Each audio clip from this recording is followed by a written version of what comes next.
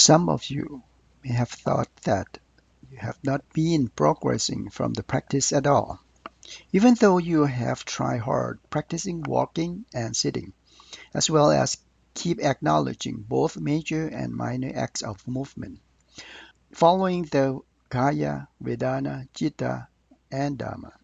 It does not seem like going anywhere. Do not have gained anything. I gave a talk and explained about, quote, what yogis will grasp first. If they do not grasp that, they will not grasp anything at all. What yogis will gain first. If they do not gain that, they will not gain anything at all. Unquote. You must have heard this before. What the yogi will grasp first. If they do not grasp that, they will not grasp anything at all. What is to grasp? Anyone remember?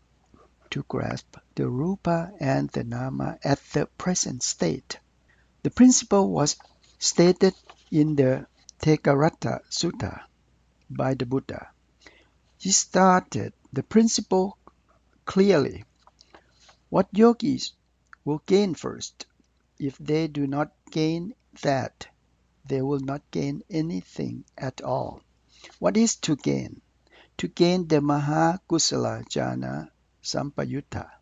Those are what you have to grasp and to gain. All of you are here to practice meditation. You do not want anything else. You do not expect wealth to be millionaires or anything else as being praised in the world. You do not expect anything. Try not to gain anything. All of you, both monks and yogis, had to give up so many things to come here. For example, no matter what wealth you had or inherited, you had to leave all of them behind when you became monks. Cannot take them with you. Most importantly, you are here. You have to let go of the difficult element. What is it? Anyone remember? The most difficult to get rid of, Sakaya Titi replied. Yes, Sakaya Titi, the self. We have been carrying on with the self for many lifetimes. We embraced it since last lives, and we are embracing it in this life too. We are able to get rid of many things but the self, because we are them and they are us. We are so harmonized together as one. As I mentioned to you, if you were able to let go of the self or samsara, your samsara would be shortened down immensely to at least 1 or 3 in the middle, or at most 7 life cycles. Where did the Buddha discourse about the 7 life cycles? Huh? Where is it? Where did the Buddha discourse about the 7 life cycles? Who can chant the Ratana Sutta? That is where it is, that the Buddha discoursed about the 7 life cycles. Can you recall? Normally, we do not chant the complete sutta. When chant to Yesuk, then skip to Kinang Perunang right away. Nowadays, they do not include Yatin Kiro with the chant anymore.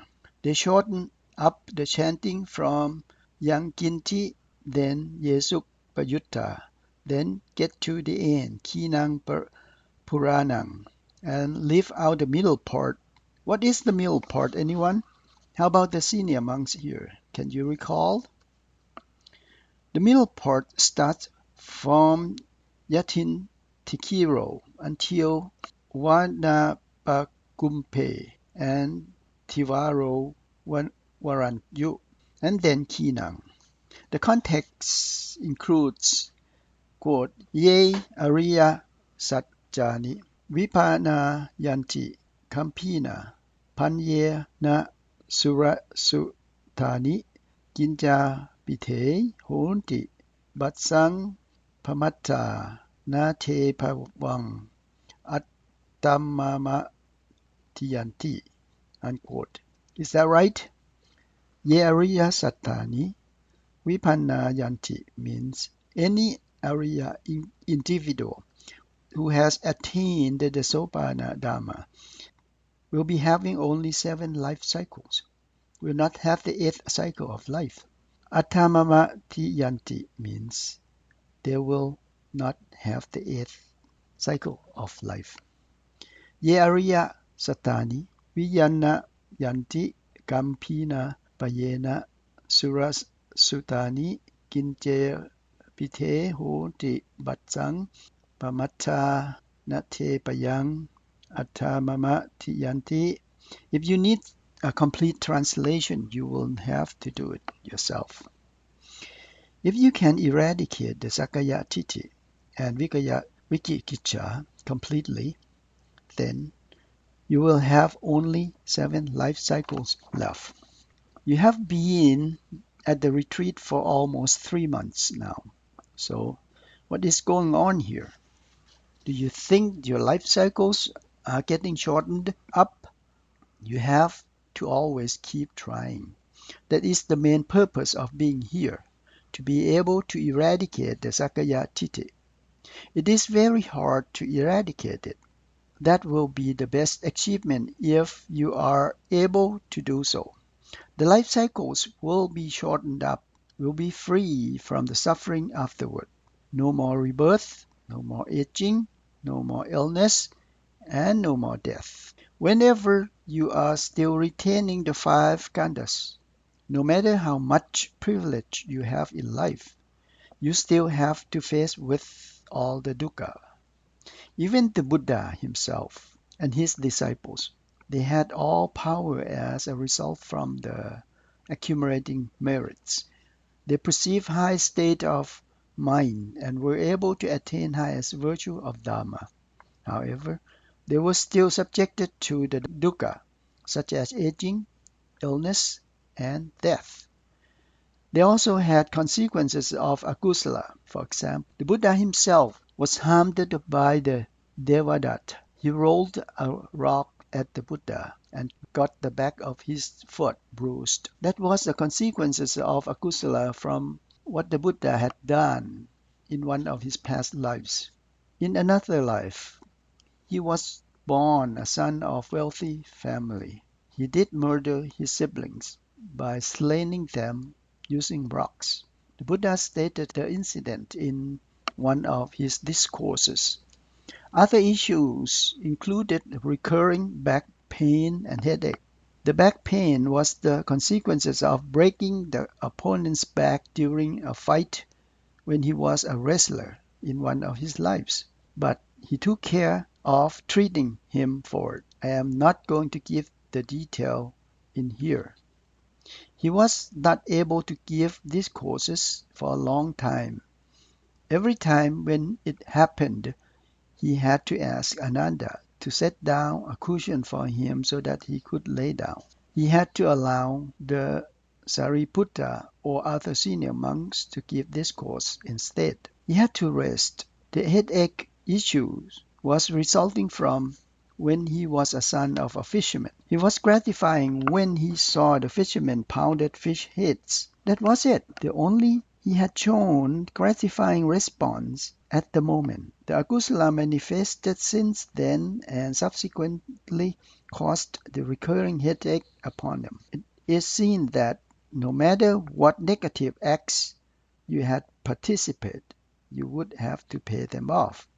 The akusala was never let loose on them. Even the Buddha could not escape from the karma. He did those himself. No one else did them for him. All the karma are able to be effective because of the existence of the 5 khandhas. Without the 5 khandhas, the karma will not be able to realize. As an example about Moggallana, in previous life, he pounded his parents to death with a log. He then had to pay his due in the underworld for a while. During the Buddha's time, he was the left-hand disciple of the Buddha. He mastered all kinds of super being ability. However, he still had yet to pay off the akusala karma that he did to his parents. He had to evade the bandits.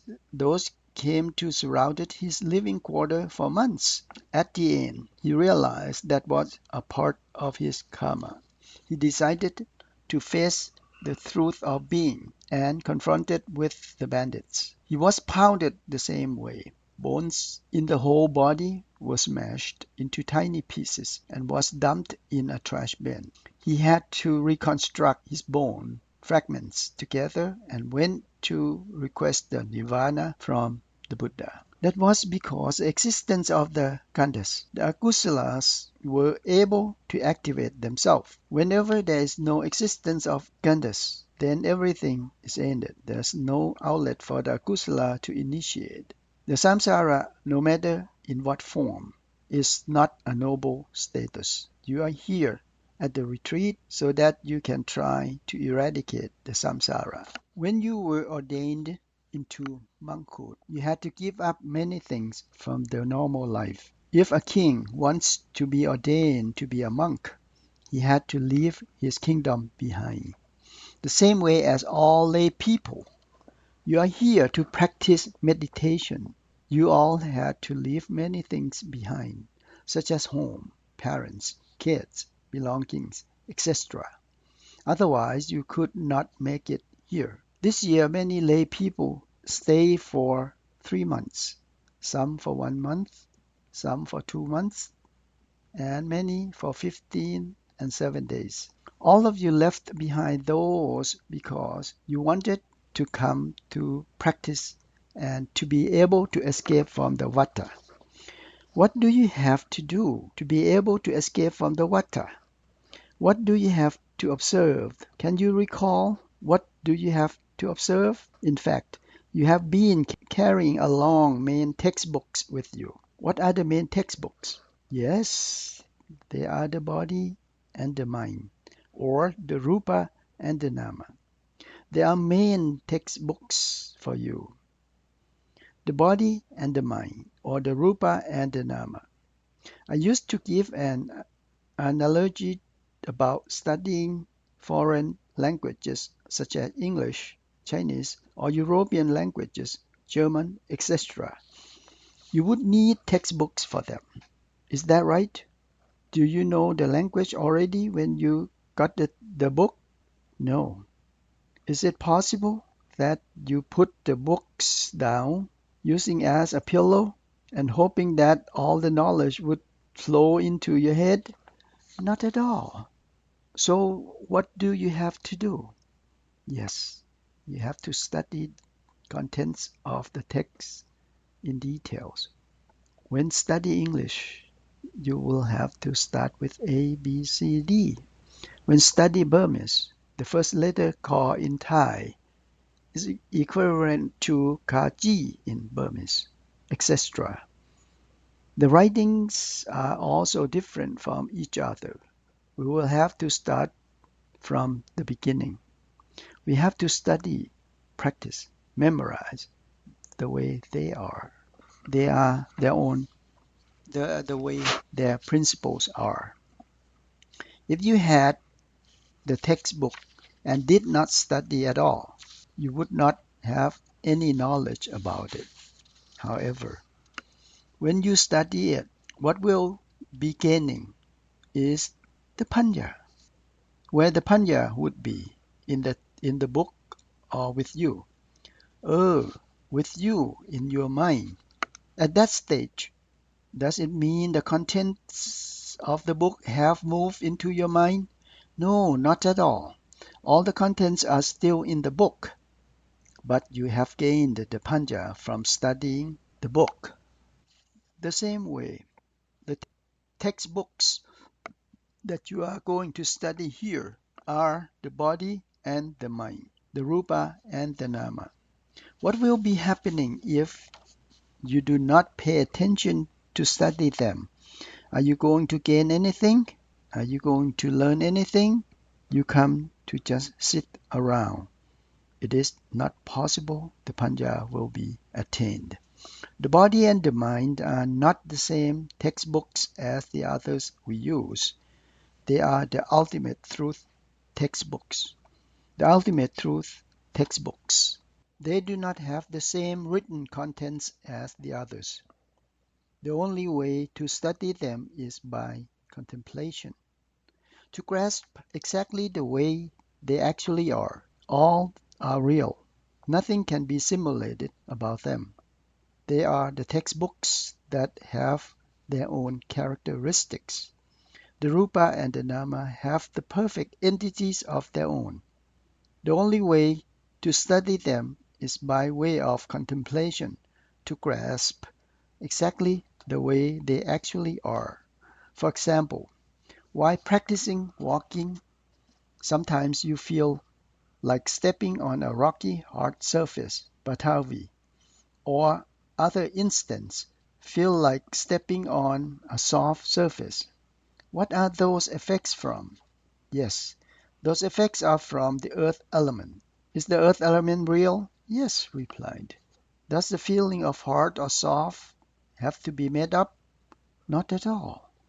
It inhibits as a part of our beings and does not have to be made up. The earth element has its own cycle of birth and death, which inhibits within itself. The earth element is not permanent. It changes to different forms too. Is it in the dukkha situation? Is it stable? Is it controllable? Can it be accountable for? Not at all, because it also has life cycles, arises and extincts all the time. It is seen that the earth element exists naturally. The birth and the death of the earth element exist. The state of anicca, dukkha, anatta of the earth element exists. Where does the panya occur? When you acknowledge hard, hard. At the location of concern on the body? Is the earth element signifying panya? Do the birth and death of the earth element signify panya?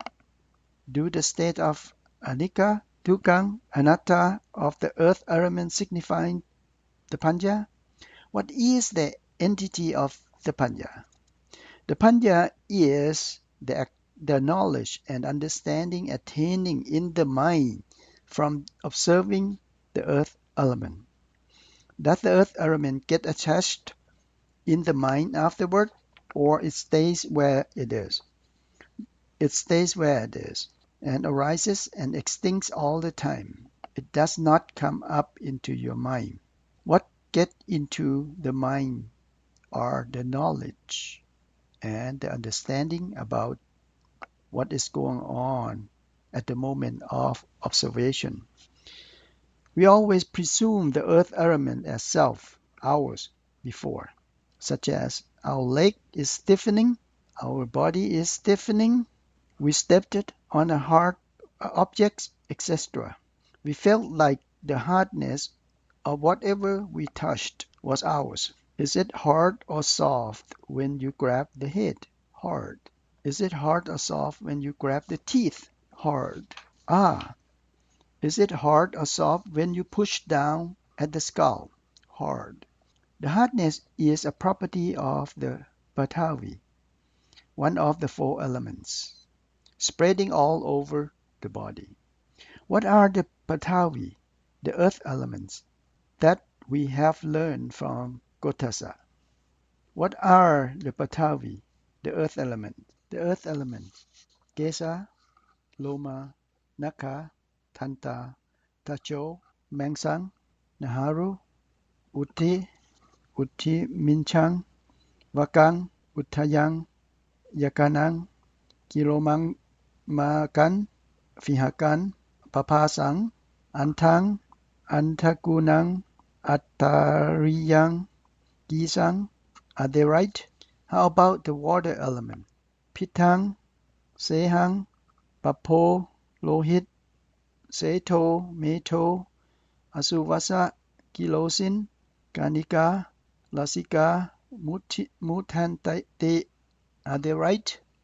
As we have learned about the earth element, its property is hardness. It does not need to be touched up by any means. Normally, the earth element always has been seen as self, ours, theirs. The body is the compilation of four elements. When you were born, you had father. This earth element was being defined as a son or daughter. If you have younger siblings, this earth element is being defined as bigger brother or big sister. If you have older siblings, this earth element is being defined as younger brother or younger sister. We have grandparents. This earth element is being defined as grandson or granddaughter. That's the way it is. How all of us feel self, theirs, human, animals. Now, you are here and acknowledge hard, hard. Do we still grasp the earth element as us self? Not at all. As I used to emphasize about it, at the instance of acknowledging hard, hard, the grasping of being self, human, animal, female, male, son, daughter, parents, or grandparents, etc., does not exist at all. The only state of being at the very moment is the hardness quality of the earth element. In Dhamma sense, it's called Kaka Lakkhana. It has the hardest property. If it is less hardness, it is called softness. The hardness or the softness is the property of the Patavi element. While practicing, you do not grasp the earth element the same way as you used to. When you have a pain and acknowledge paining, what is the state of the pain? It is a Vedana. Is the Vedana a Rupa or a Nama? Yes, it is a Nama. At normal situation, we perceive the Vedana as ours. When you have a pain, you perceive it as your pain. When telling the mother, you would refer as my pain, your sons and daughters' pain. The Vedana became sons and or daughters' pain, or your younger siblings' pain, when referred to a bigger siblings or the other way around, and so on. That is the way normally is, always being referred as self, ours, theirs, etc. Is self being identified with it when you are acknowledging paining? No. Is it Vedana that being acknowledged a Rupa or a Nama? Is it a Nama? It is a Nama Dhamma. Is the mind that acknowledging paining, a Rupa or a Nama? It is a Nama. How is the Panya attained? We grasp the Vedana as Vedana itself. It does not belong to anyone. Is it a tangible Vedana or a simulated one at the moment that the Vedana is being observed? Yes, it is a tangible one. However, when you identified it as self, human, animal, etc., is it a tangible or a simulated one? A simulated one. The tangible Vedana is not permanent. Does it have life cycle? Does it attribute the anicca, dukkha, anatta? That is it. Is there still any misunderstanding about the Vedana? Since you have grasped the tangible Vedana, no, not at all. You are able to break off the impression of being human, animal, etc., and also the state of being self right there. You will start attaining the primary state of Panya.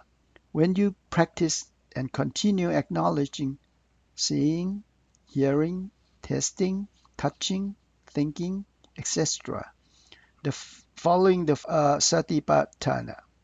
At the moment, there is no self, human, animal, our, there, at all.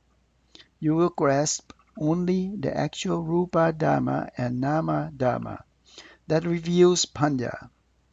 Is the Vedana a Panya? No. What is the Panya then, if the Vedana is not the Panya? Where does the Panya manifest? It manifests in the mind. That is the knowledge and the understanding of actually what is happening at the moment.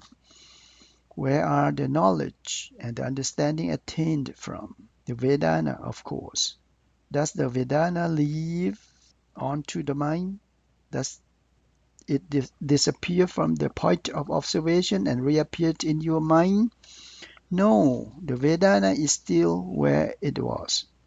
It still actively bears life cycle and attributes the anicca, dukkha, anatta at the very location.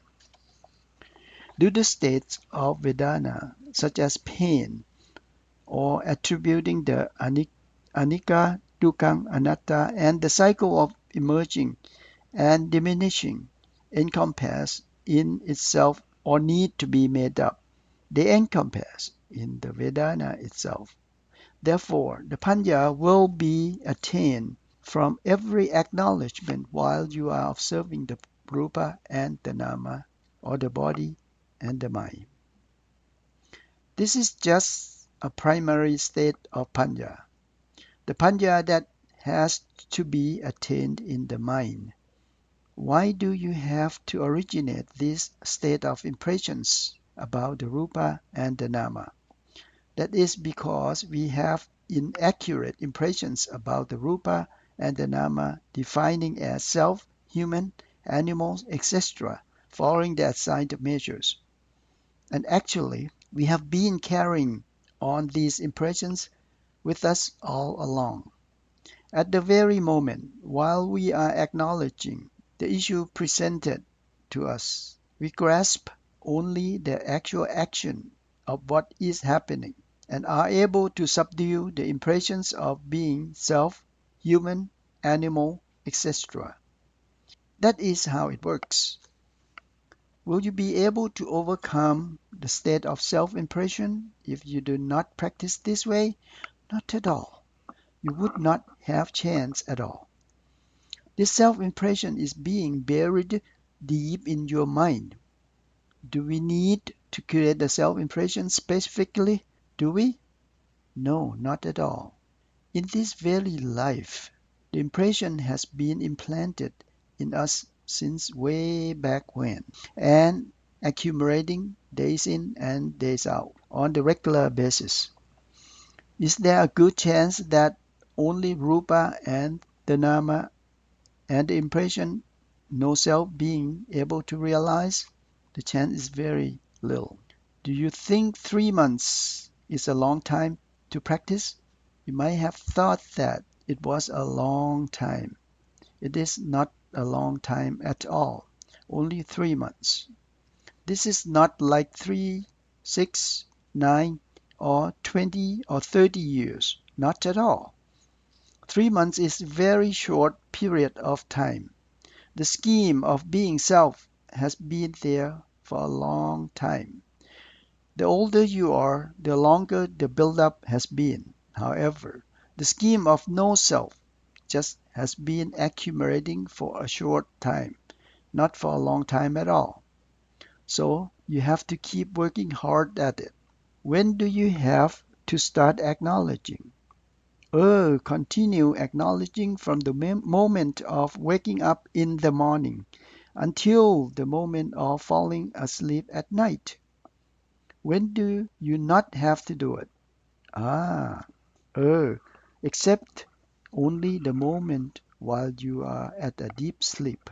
While sleeping, the mind does not grasp the present moment of what is happening. Mostly it grasps the moments in the past that a person collected from Madana Sannaviti when a person was about to die. At the moment, the subconsciousness grasps the activity only in the past. It does not sense the present activities. When you are awake, all the six senses are active again. Then the consciousness regains control to grasp the present activities.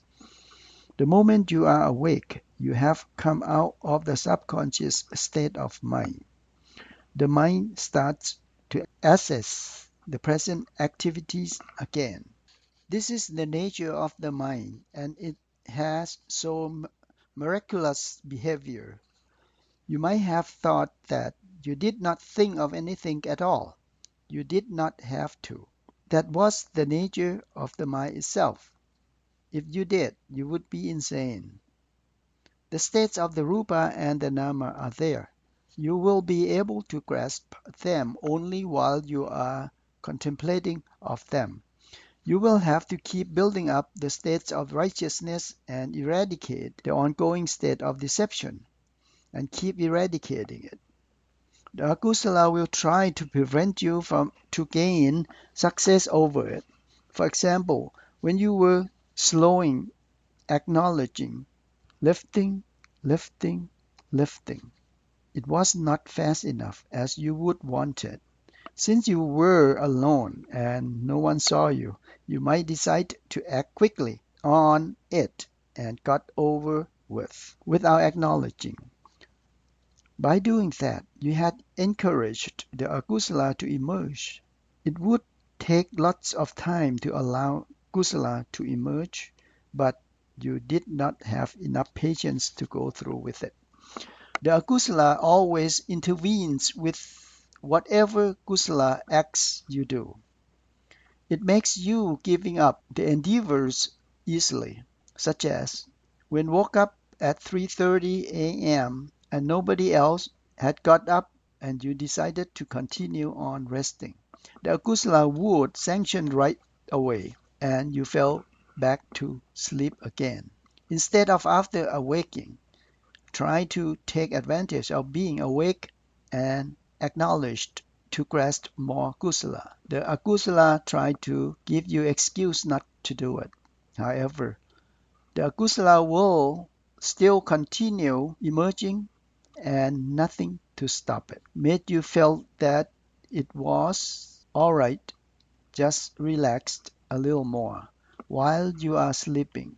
There is no possibility for you to be able to grasp the kusala. Akusala always emerges all the time, and at the same time trying to prevent the kusala from emerging.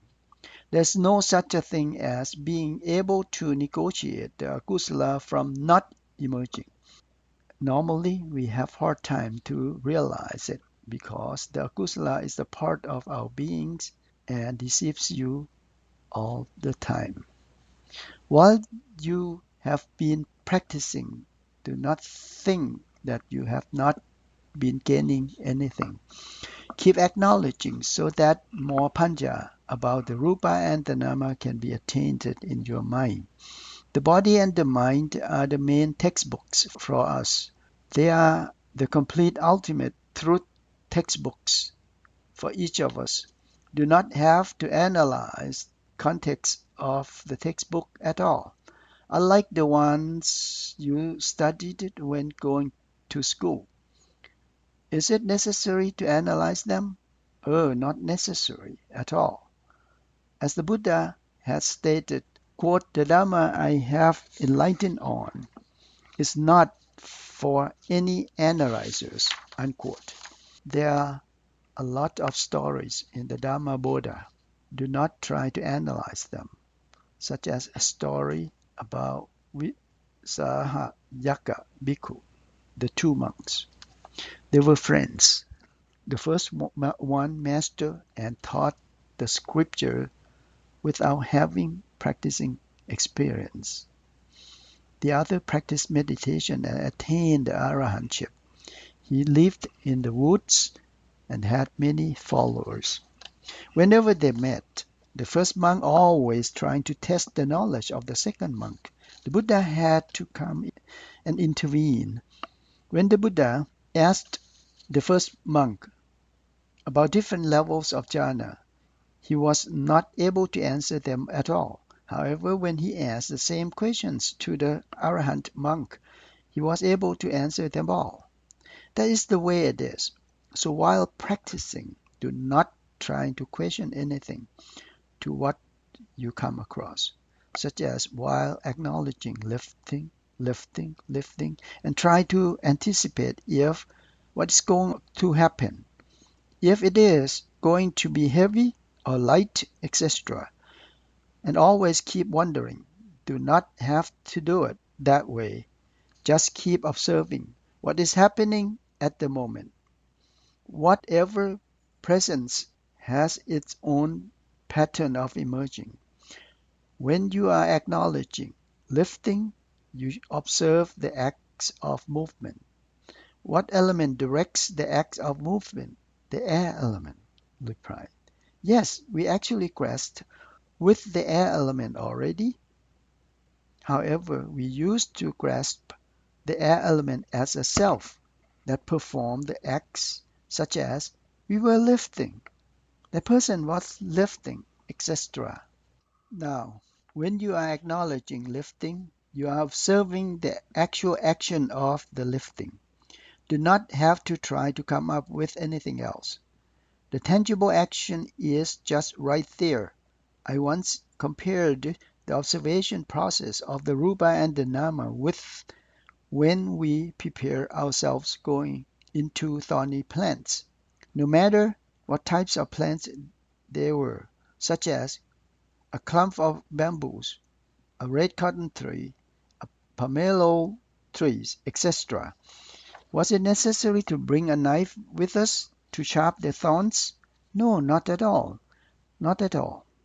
You have to seriously continue acknowledging, even though there is only one day left to practice. How many hours a day? You have 24 hours. How many minutes in an hour? 60 minutes. How many seconds in a minute? 60 seconds. That is it. You still have plenty of time left to practice. You have to make it the most of each second you have. Each second is much more valuable than the whole year that you are out there. Why so? Because this is the second that you are totally free from being under domination from anything at all. It is the best second you have. So you shall not waste any seconds, minutes, hours that you have left. Spend the time you have left observing the rupa and the nama. When you keep acknowledging the Vedana, painting, you grasp the actual Vedana state of the Nama Dhamma. At the very moment when you keep on acknowledging painting, are the mind that grasps Vedana and the mind that grasps the state of the Vedana itself the same? No, they are not. They are different. The state of the Vedana is at the location where the Vedana is active, whereas the mind that acknowledges the Vedana is in the mind itself. The mind exercises Manotavana. However, the Vedana exercises Kaya Dhavana. The mind grasps knowledge and understanding about the Vedana. How many entities are there? Two. Are they at the different locations? Yes, they are. Did you know that at the time that they were at a separate location? No, we did not realize at the moment because the mind was occupied with acknowledging, painting. Even though at the time both nama dhammas are two separate actions, but we did not realize that. After we continue acknowledging for a while, then we start to realize that the Vedana was at the location and the mind that observing the Vedana was at a different location. Did we grasp that both namas were two separate entities? Yes, we did. That was it. The panya was being attained right there without having to think or analyze about them. Those are the way they are by nature. The panya attained is the primary vipassana jhana called nama rupa bodhisena jhana. The Vedana is anama. What is the mind that contemplates of the Vedana? It is anama. Are the two namas separated? Yes, they are, replied. When you acknowledge right goes thus, left goes thus, what are the separate acts? Is the right goes thus, left goes thus, the rupa or the nama? Rupa, replied. Yes, rupa. Is the mind that contemplates of the action the rupa or the nama? Nama, replied. Oh, are they together? They are separated. They are different acts. They are not together. The act of movement is the movement itself. The mind that contemplates of the act of movement is the act of the mind. We will start grasping the rupa and the nama, that they are not together. One creates action, the other gets to contemplate of it. Where does the separation occur? Just anywhere. No separation is between the body and the mind. We will grasp clearly that one is the rupa and the other is the nama.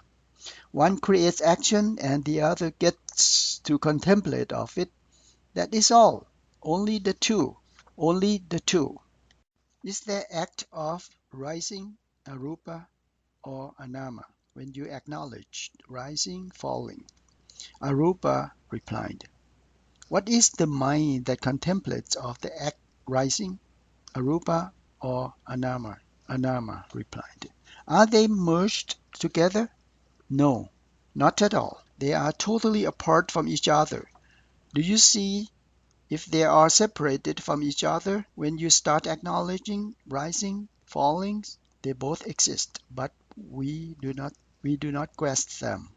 Since we do not grasp them, it does not mean that they do not exist. They exist the way they are. However, at the moment the panya has not yet attained. That is why we do not grasp them. The primary panya, the nama-rupa bodhisena is able to get you to grasp the separation of the rupa and the nama.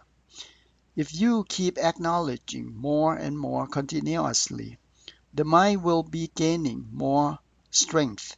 You will be able to grasp the actual process, such as Vedana, painting, etc. Would the mind be contemplating of the Vedana if the Vedana did not emerge? Not at all. What is the cause of or the effect? The Vedana is the cause. The mind that contemplates of the Vedana is the effect. The cause and the effect will emerge. Similarly, if there are no actions of the rising and falling of the abdomen movements, would there be the contemplation of the mind over the rising falling movements? Not at all. In this case, the rupa is the cause and the nama is the effect, whereas in the Vedana case, the nama is the cause and the nama is the effect. They have their own characters that support each other. We do not have to be observing anything else but only the rupa and the nama. They are the cause and the effect between each other. The processes do emerge because we initiate the contemplation of the issues. They do not just emerge themselves. Do we create the separation entities between the rupa and the nama, or between the cause and the effect? Not at all. Those are their own nature. Now, look at all of us sitting here. If you do not intend to get up, would you be getting up? No. What is the cause and the effect between the intention of getting up and the action of getting up themselves? The mind that has intention to get up is the cause. The action of getting up is the effect. They are the cause and the effect to each other. As a matter of fact, that reflects how the daily routine of life works. Only the actions and reactions of the rupa and the nama. Normally, we always get caught with the assigned measures, such as seeing things as self. and identifying various actions of the individual in everyday's life. However, the only truth is the only interreactions between the rupa and the nama, nothing else is more extraordinary than this, nothing else. By the mind continue contemplating of the rupa and the nama, the grasping of the anicca dukkha anatta will be realized. The mind will be able to grasp the cycle of birth and death of the rupa and the nama, and in turn the powerfulness of the vipassana jhana. At the time when contemplating of the rupa and the nama, there will be evidence of grasping nonsenses, negative inferences from the impermanence of them, that leads to the bottom and not creative at all. Where do we grasp the negative influences from? Obviously from the rupa and the nama, because the rupa and the nama are impermanent. They exist, the cycle of birth and death. They exist, the anicca dukkha anatta. There is nothing to hold on to as ours self and not materialize at all. This increasingly creates the bottom, and eventually the effort of trying to evade from the attachment is realized. That is the way they are. Do not think that you do not gain anything while practicing here. We are studying a different kind of textbook. We study textbooks corresponding to the subjects we study. When we study accounting, we will understand accounting. When we study electrical engineer, we understand electrical engineer. When you study laws, you understand laws. Now we are studying the rupa and the nama, so we will grasp the rupa and the nama. Grasping the rupa and the nama will create lots of benefit because of lacking through understanding of the rupa and the nama by grasping them as ours self generates both good and bad karma that results in the evolving of the samsara. Because of being attached to self, we get irritated when we are criticized. By grasping this rupa and this nama as ours, that rupa and that nama as theirs, then troubles are arisen. If there were no self, no ours, no theirs, then there would be no trouble. How so? In the Buddha's time, there was a case example about self, the Uccakara Peta story. What was the Uccakara Peta? The venerable? The Uccakara Peta was a 25 yojana long python Peta. Then, the Buddha was reciting at Wat Veruwan.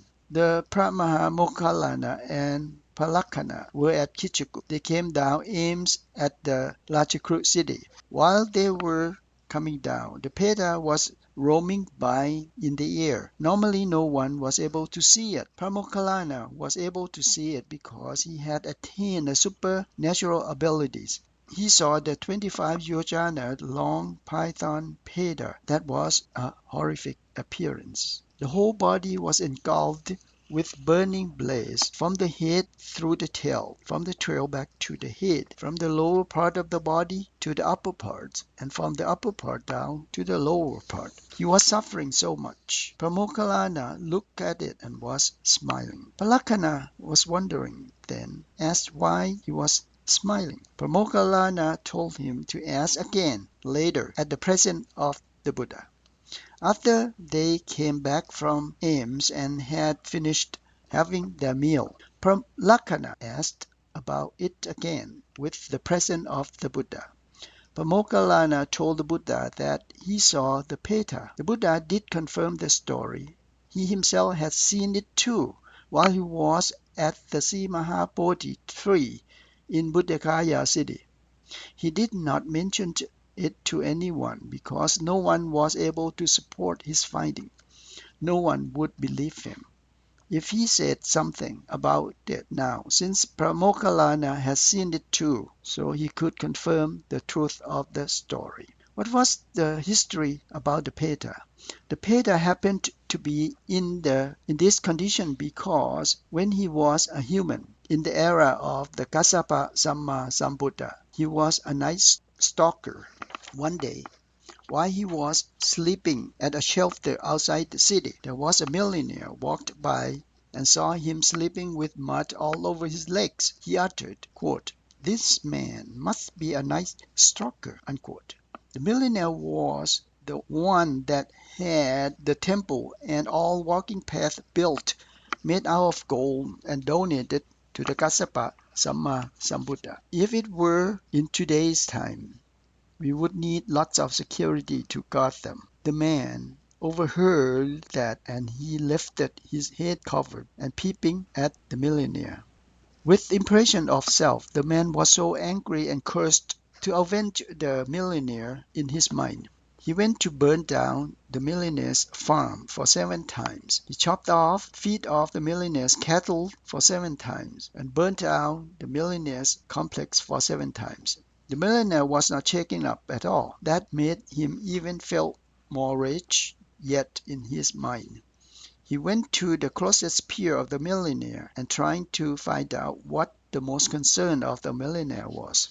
He learned that it was the temple the millionaire built for the Kassapa Samma Sambuddha. While the Buddha went aims in the morning, he went in the temple destroying lots of valuables and then burnt the temple down. People in the area, including millionaire, came out watching the incident. He expected the billionaire would be so outraged. Instead, the billionaire was so happy and so cheerful about it. He thought the millionaire might have been foolish that he was so happy with what was happening. He went and asked why the millionaire was so happy about the temple was burned down. The millionaire told him that, gave a chance for the millionaire to rebuild the temple the same way. The millionaire was trying to accumulate his kusala. After the temple was rebuilt, there was a 7-day ceremony to commemorate the temple. With hatred in his mind, the bandit had a dagger with him and was looking for an opportunity to assassinate the millionaire. On the last day of the ceremony, the Buddha presided the closing ceremony and chanted blessing. The millionaire then dedicated the kusala incurring in him, especially to whom committed the wrongdoing, such as burnt down the farm for 7 times, chop off the feet of cattle for 7 times, burn down complex for 7 times, and lastly burn down the temple. The bandit felt so guilt and realized that he had to offer an apology to the millionaire, otherwise his head would be shattered. He went in to see him. The millionaire asked what he wanted. He revealed all the wrongdoing he committed, including trying to assassinate him today. Quote, "What did I do, making you so outraged?" unquote. The millionaire asked. "One time, when you came out from the city and saw me laying down at a shelter, you said, quote, 'This man must be a nice stalker,' unquote. Did you remember? That was it." Whom did the millionaire insult? The bandit took it as self. That made him felt so raged in his mind. He had asked the millionaire to forgive him. The millionaire did so, and even apologized the bandit for insulting him. The bandit then begged the millionaire to take him and his family to be his slaves. The millionaire definitely refused the request. Why so? The millionaire responded, it would be a disaster to accept them. He would not be able to change the bad mentality he had. After the bandit had died, he had to spend time in the underworld, then still had to pay off by becoming the Peta afterward. Whom did create all the bad consequences to the bandit? Of course, he did it to himself, because of the attachment of the notion of self. If there was no such a self-attachment, there would not be grasping the rupa and the nama as his, hers, theirs, ours, self. There exists the wisdom of being able to identify the rupa and the nama, and the mishaps will not be happening. How will you be performing good deed? I will be telling a story of Raja Devacita. Anyone remember Raja Devacita? Do you remember the venerable? Oh, what about the popped rice? That time the Buddha was residing at the Wat Chetawan. The incident happened at the Ratchakur city. The Buddha disclosed the story to the monks that at the time the Mahakassapa was staying at the Bipili cavern. After he had completed his 7-day Nirodha Samabhat, he was looking for whom he could express mercy to. In his vision, he came across a woman who was taking care of a wheat farm. He knew that she had faith and would be willing to offer articles as alms. She was completely filled with faith. He then got roped up and presented at the farm site. The woman was making popped rice at the time. The popped rice, when caramelized, has a nice scent that always makes you feel hungry, especially now this evening. The woman was so delighted when he saw the Mahakassapa. She rushed out and offered the popped rice to him and put into his alms bowl. She made a wish that she could be a part of the Dharma he had attained. The Mahakassapa gave a bless, Ewan Hotu, let it be as wish, then left. On the way back, there was a cobbler along the path. It didn't get to attack him because he was covered with long rope. The woman was walking behind him and was having pity in herself. She was so happy that she had an opportunity to make merit with the Mahathela. She was not aware of the cobbler at all, and suddenly she was struck by the cobbler and died. She was reborn a deva in the Davadung, the second level of heaven. She was accommodated with 30 yojana tall divine castle. She had golden, beautiful body and 3 kawut tall. Her castle was so beautiful and decorated with golden popped rice. The castle still exists till these days. Whoever wants to see how beautiful the divine castle looks like, you can just make yourself disappearing from here and reappear in the heaven. When she was at the Davadung, she tried to figure out what was the supporting factor to send her there. She recalled that she was dead because a cobra struck her after she made merit offering to Mahakassapa. She envisioned that the merit might be too little and was afraid that it would be dried up in a short time. All the assets she had might not last at all. Those assets, whose assets were that? Hers. Whose entity was that? Hers. Whose castle was there? Hers. She thought the external assets she had was not enough at all. They were the result of little merit she made. From the notion that the assets would not last and she was trying to preserve them, then she came up with the way to make them last. She wanted to lend more support to the Mahathela. She came down to fill up water containers and did cleaning trash by utilizing golden sweeper and a golden trash bin. When Mahakassapa woke up, he saw places was organized and clean. He thought that some monks or novices there might have done so. On the second day he saw the same thing again, but did not mention anything. On the third day he saw a glittery reflection from the sweeping action of the golden sweeper. He peeked out and saw the deva was working there. Then he went out and asked who she was. I was a supporter of yours, I replied. And that was your name? He continued asking. Raja Deva Tita, sir, she replied. He couldn't recall any of his supporters under that name. So she reminded the Mahathela who she was. She continued telling him that she was a deva at this time, and wanted to gain more of her assets. Had you been doing this for a couple days already, right? Yes, sir, she replied. He told her that it was all right, the cleaning up she had done. However, she did not have to do it anymore. He told her to stop doing it. Would you not allow her to continue doing it? If that were you, you would be famous since you had a deva as one of your supporters. But Mahathela did not want that. He emphasized to her not to show up again. and told her to leave at once. The Deva started whining. Please, she did not want herself and her asset to be ruined and did not make her laugh. Paramahatthela slammed his hand together and told her that she never had enough. The Deva couldn't stay after that and had to leave. She went back up and was crying all the way. The Buddha was residing at the Wat Chetavon then and overheard her crying. He exercised his super ability, projecting his vision, and saw what was going on. He considered that it was her job to try to make merit.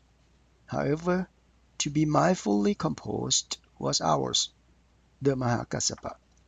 The Buddha recited a Dharma talk to her that was just a case example to show you that whom was the purpose of making merit for.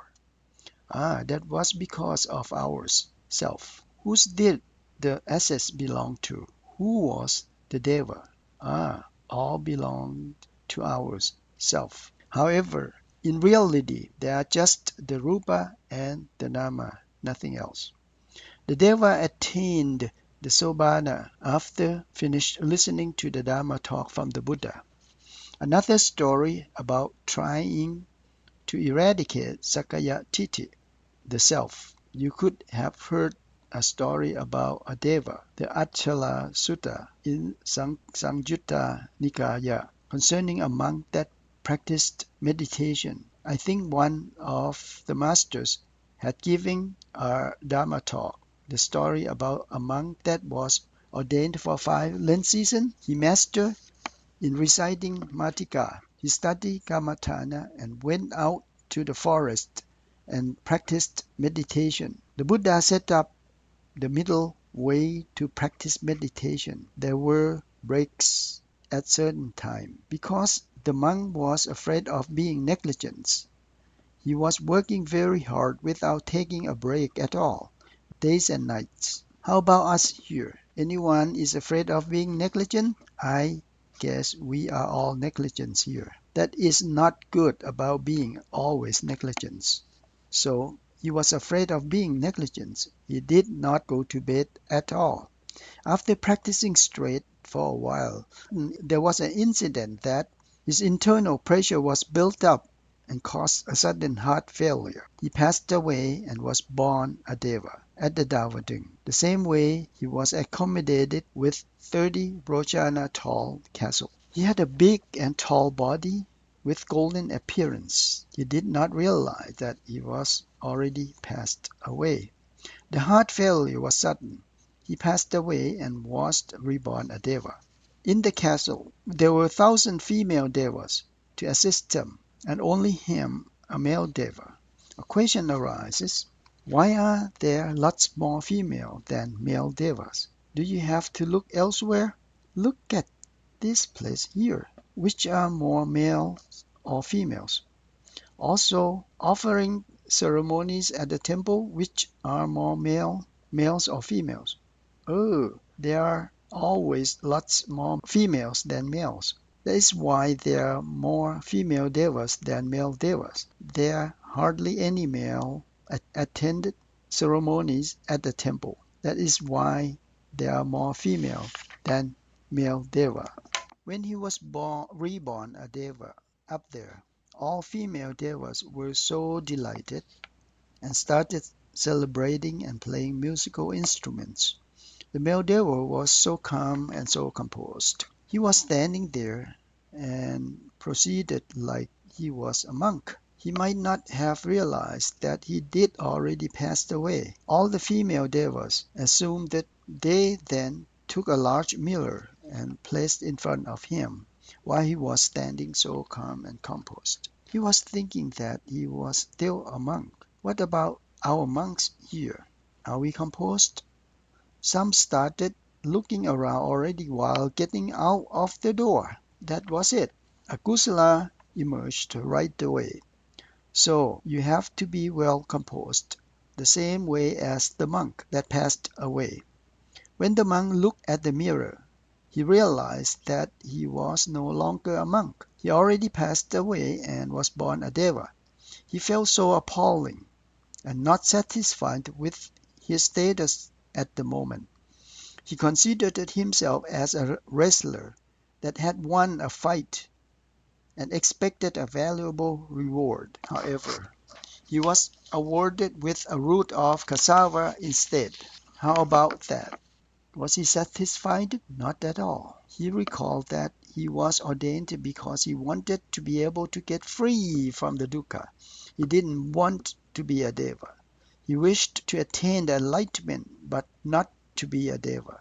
The deva still has to go through the process of birth, age, illness, and death. There's no escape from the birth and the death. Being a deva, there is no aging, nichara. Nichara means no evidence of aging. We'll be born and then die. No such illness either. I guess if there was such illness in devas, it might be complicated and hard to find a doctor for them. He wished to attain Lokuttara Dharma, but not being a deva. That's why he compared himself as a wrestler and got rewarded with a cassava root. He was not happy with that. He then brought down all of the assistant devas with them and went to pay respect to the Buddha. He attained the Sobbana after finished listening to the Buddha's sermon. He went back up to live in his castle afterward. The Deva is still there at this time. Whoever wants to go having conversation with him is welcome. He's still there. We have been carrying the body and the mind, or the rupa and the nama, with us everywhere.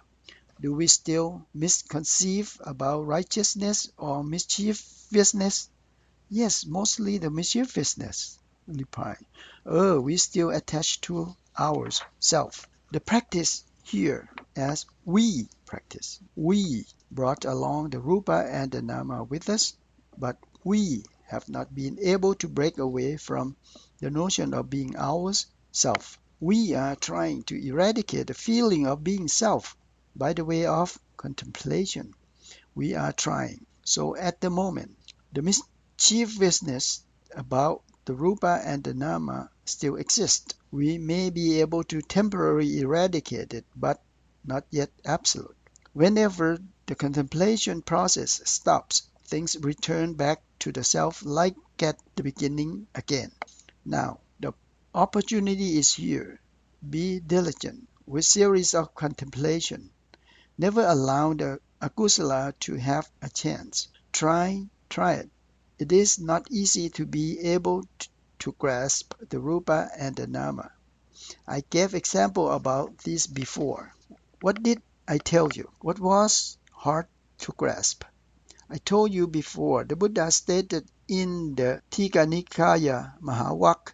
What did he state? Quote, Papatena patisha tetava tapito sasabhaviya tuttaso, unquote, means it is not easy to grasp the rupa and the nama. It's hard. It's like dropping a turnip seed from an airplane over a big mountain like Doi Intanon. It will be covered with dirt on the mountain, and you come down to look for it. Do you think it is easy to find the seed? No, replied.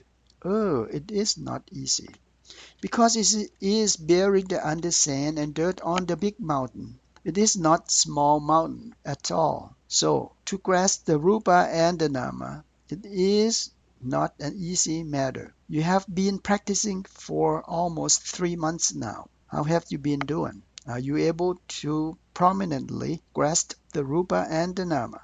Are you? It is not easy to grasp them. The rupa and the nama are always there, the way they are.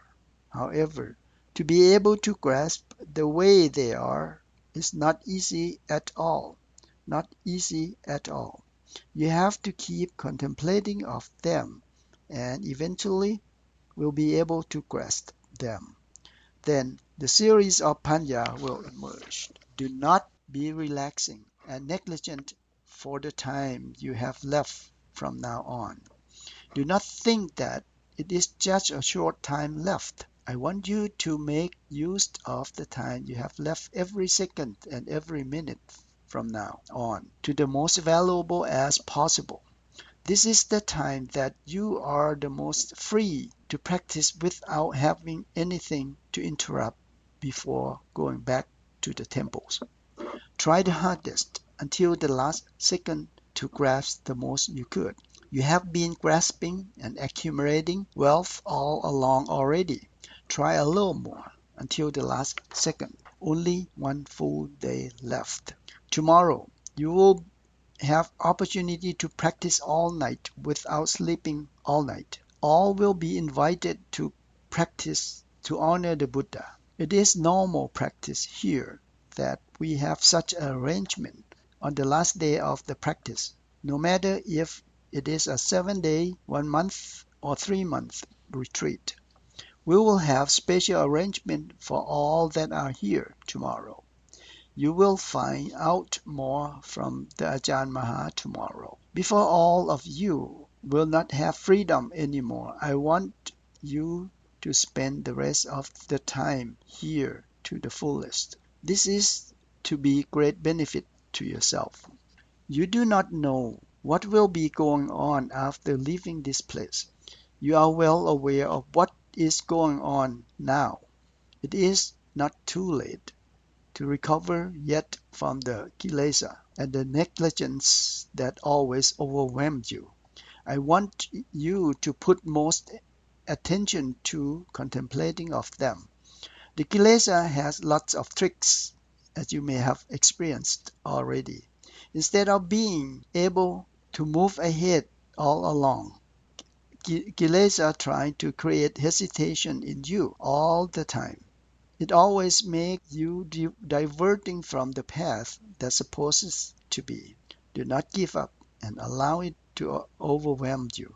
Do not feel pity about it, even though it has been with you for many lives already. Do not be afraid that it will be disappearing from your being. Do not assume it that way. Keep trying.